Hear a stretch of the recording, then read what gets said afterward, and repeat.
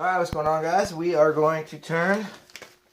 This is a Deer Hunter bolt action pin kit. Got it at Rockler. Choice of wood I've used is maple burl. They called it Fiddleback. Blank is really cool.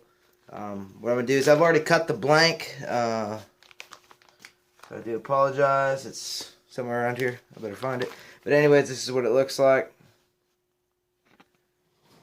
So what I'm going to do is I'm going to turn the pin, and then we'll finish it and assemble it. Let you see how it's done. So first thing you want to do is start off with a 3/8 drill bit to drill the hole through your blank. I do this on the lathe. To me, it's a little quicker and straighter.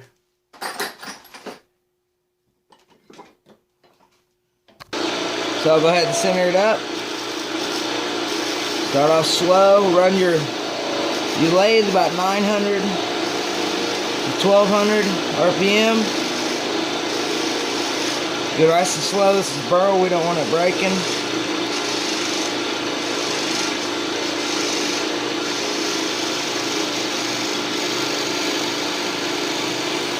Go ahead and drill your blank out.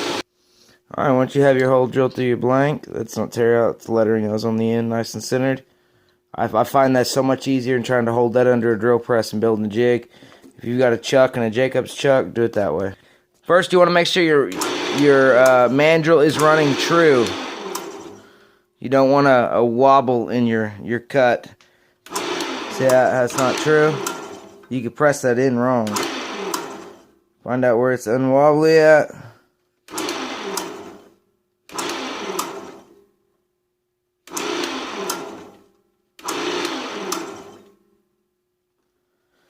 We'll go ahead and use the live center to press it in a little ways, get it straightened out.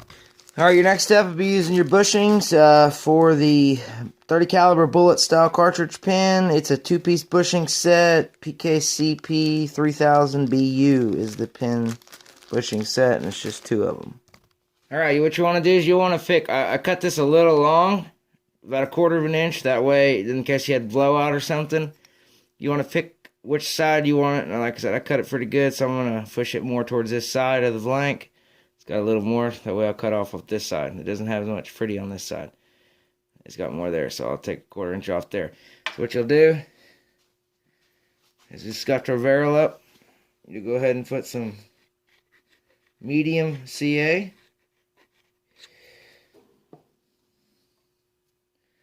Figure that side out again that you want. Twist it around, get it seated, and then hit it with activator. Sorry if I did that off camera. Once again off camera, I clean my edges up. I use the table saw. Works perfect. If it leaves any burrs, just hit it with a grinder or something, knock those little burrs off. But other than that, perfect. Alright, as you can see here, I have 2 different pieces of wood. This is the blank I'm turning. I want to keep it as close to the headstock as possible. I don't want it in the center due to vibration. This piece here is just a space taker, so don't even worry about that one. But like I said, keep your tailstock almost as short as you can get it. You want to keep vibration to a minimum. And to do that is to make the shortest distance possible. And if you need help squaring your mandrel, take and press your mandrel into your live center firmly, and then press the tailstock inwards and lock it down, turn it on. You see that it rotates smooth. Just go ahead and crank it in just a little bit. We don't want rotation out of it. Now we're ready to turn this piece. I like to turn a little faster. Make sure you got a good sharp tool.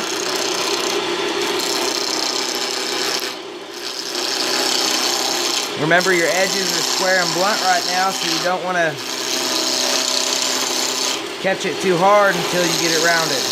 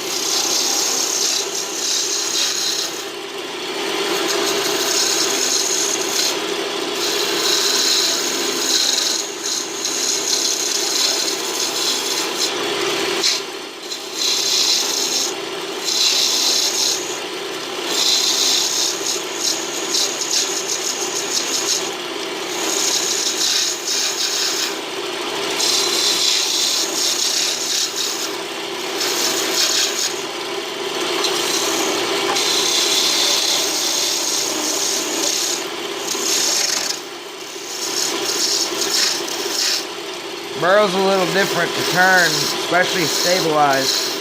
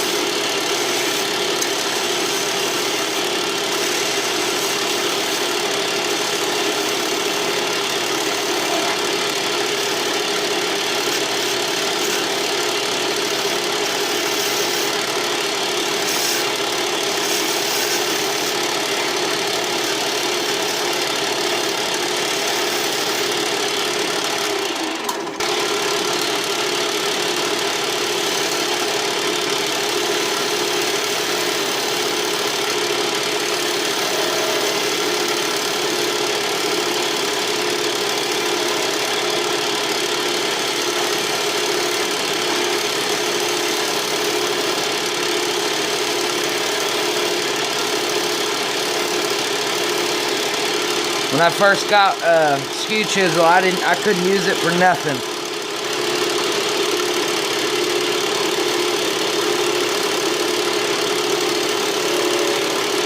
It was the hardest tool to operate.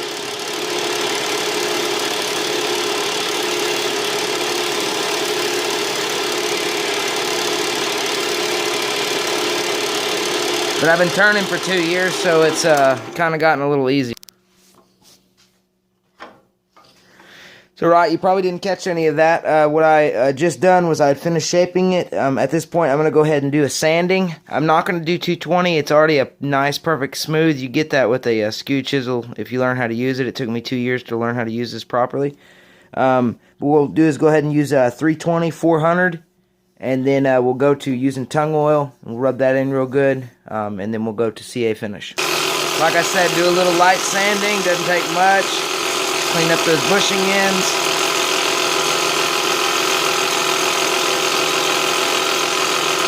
I'm not doing any shaping.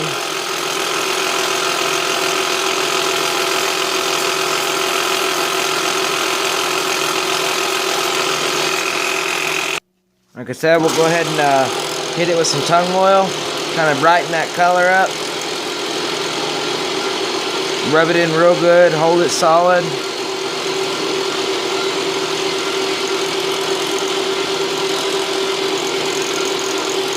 It's stabilized, so it's not going to absorb as much as I'd like it to, like a raw wood would. But it's going to absorb a little bit of it. And all I really wanted to do was just bring out that color. And that's exactly what happened. We'll go ahead and wipe that off. Get it ready for coat. So what I did was I picked up a set of non-stick, I want to say they're nylon, but I'm not real sure what they're made of, bushings. And these come in handy because CA does not finish to it. Does not stick to it. And I've been having that problem for a while now. And it's been ruining my pieces, my finish, and I have to redo the finish. So today I'm ending that problem. Once again, like I said, I put that blank on the end there to kind of give me a space taker. I'd run the other end of a pin, it had chipped apart on me, so attempting to keep the mandrel and everything as straight as I can keep it.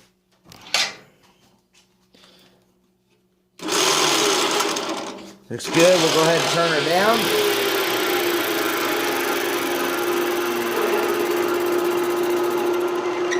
All the way. Let me get set up for it and I'll be back. Go ahead and get you a few pieces of paper towel out. I'll just take mine and fold it over. That way I can reuse it. I'll use this corner and then swap out. I would suggest for the coating I would use a medium CA. I haven't tried to thin yet. I don't think it'll work as well. I think it'll be a little too runny. This way you can add 2 or 3 coats and get it smoothed out nicely. But we're going to go ahead and get started. Have your activator handy. What you'll do is you'll dab a little bit on your paper here. You probably can't see it. Go ahead and set your glue down while you're rubbing this in. Hit it with some activator. And wait. Don't throw another coat on yet, because sometimes this activator will fog up the piece. And if you throw another coat over it, you've just locked in that white fog, and you don't want to do that. So just make sure you check your blank, make sure it didn't do that on you. If you want, trash that piece that you had. We're going to go ahead and do it again. A little thicker this time. I love the fact that I've got these nylon bushings.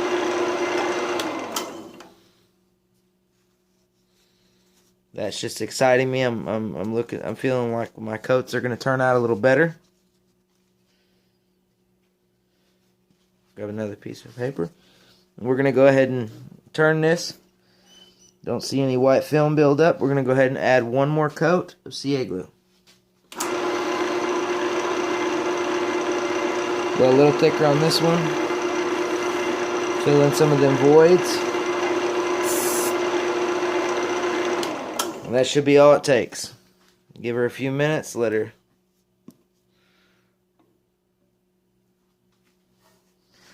And they say that the CA doesn't stick, and that's a good thing, because it doesn't seem to be. I just don't want to ruin my blank peeling this off, so I'm hoping that it comes right off.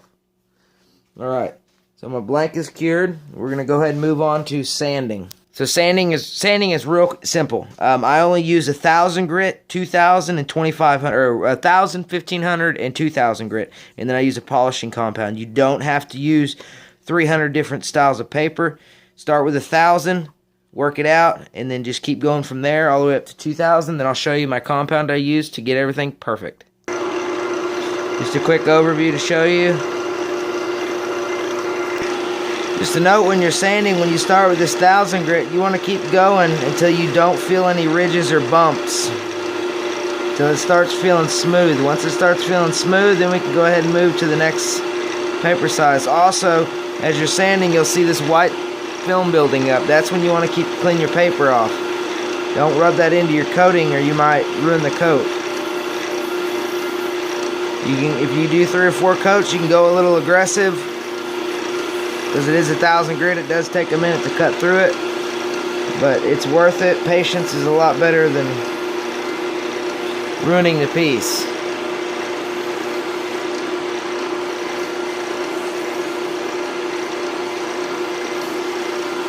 At this point, I'm going to stop it and look at the blank.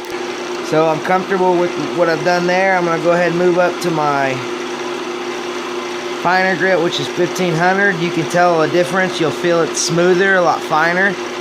Work that for a minute, then we'll move to the next. At this point, you want to clean your blank off. You want to go ahead and take a good look at it.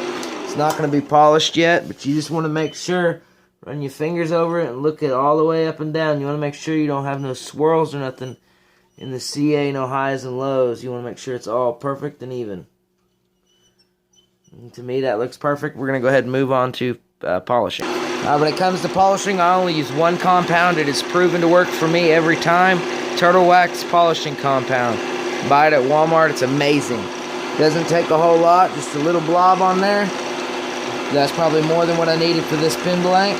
But just sit there and work it back and forth. Apply a little bit of pressure. You can go a little aggressive with this. Don't go crazy with it.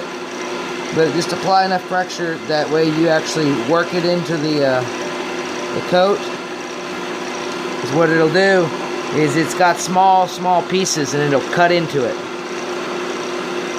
And this is kind of like a buffer for the in clear coat. And that's all we're doing, is buffing that final coat. Alright, when you're finished buffing, you go ahead and take you a clean paper towel. Changing size, that way you don't scratch it. And go ahead and take a look at your blank. You can see that blank is flawless. We'll go ahead and get it off the lathe, get it inside, and we'll start assembling. And this is the part I am excited about. It did not stick to that bushing. It left me a clear cut piece. That way I can cut that off myself. This side here might be a little different. We'll get it taken care of. Alright, so at this point I'm extremely satisfied with how this piece turned out. Maybe I can get you zoomed in a little bit. I'll go ahead and take all the pieces out. Assembly of this pin is pretty straightforward. You'll press it onto either side of the blank. And I'm hoping that that's changeable. Yep, the back side does come off. So we'll go ahead and remove the parts from the bag. So what I did is I went ahead and removed the tip, since it's copper, and the back plate. I just took off the clasp. I'll go ahead and put the flat plate back on because it's a good flat surface to press against. I don't want to damage this pin. So we'll figure out orientation of how we want this pin to look, and we'll go from there. We'll start by setting the back piece since it's the flattest. Taking your vise or whatever it is you use, pin vise, I use a clamp. And all I do is I apply a little pressure.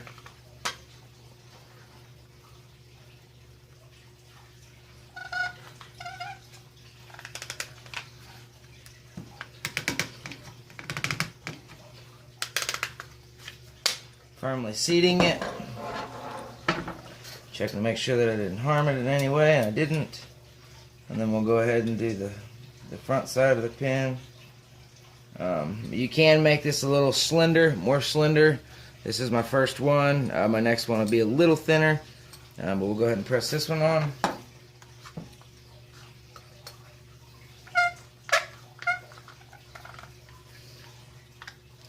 Making sure you keep it straight. You don't want to push it out the side of the blank because you can damage the blank.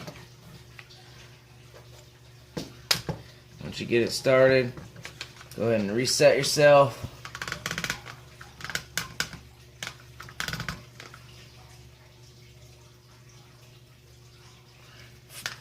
Firmly pressing that blank together. And then go ahead and assemble your pin.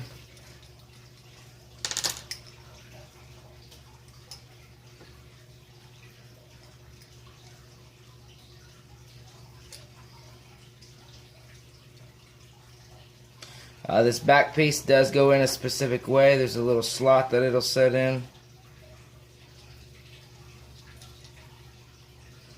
However you want it oriented. Kind of tricky to get it started in that slot, but once you do, it's pretty good.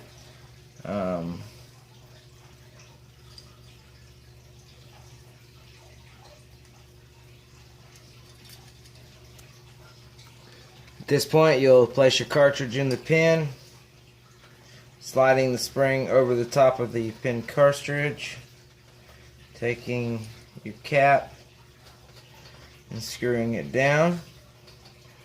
Now to dirk your pin, you just press that, and there you go. Voila. You have a rather nice pin.